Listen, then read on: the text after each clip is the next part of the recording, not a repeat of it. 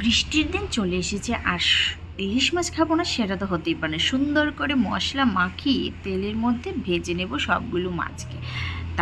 পরে একটা সর্ষের পেস্ট বানিয়ে নেব, আর বানিয়ে নেব কাঁচা লঙ্কা আর পেঁয়াজের আরেকটা পেস্ট। কড়াইতে তেল দিয়ে কালো জিরে দিয়ে কাঁচা লঙ্কা আর পেঁয়াজের পেস্টটাকে ভালো করে কষিয়ে দিয়ে দেব হলুদ গুঁড়ো আর লঙ্কা গুঁড়ো দিয়ে আরেকটু ভালো করে ভেজে তার মধ্যে সর্ষের পেস্টটা দিয়ে দেব। কিছুক্ষণ ফুটে গেলে তার মধ্যে জিরের গুঁড়ো ও পরিমাণ মতো নুন দিয়ে ভালো করে নাড়াচাড়া করে আর একটু কিছুক্ষণের জন্য ফুটতে দেব। মোটামুটি ভালো করে একটু কষিয়ে নিয়ে তার মধ্যে পরিমাণ মতো জল দিয়ে দেব 4-5টা চেরা কাঁচা লঙ্কা।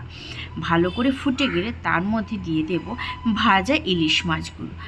সবগুলো ইলিশ মাছ দিয়ে একটু নাড়াচাড়া করে আরও কিছুক্ষণ ফুটে গেলে নামিয়ে নিলেই তো হয়ে যায়। অসাধারণ সর্ষে ইলিশের এই রেসিপিটা বৃষ্টির দিনে জমে গেল।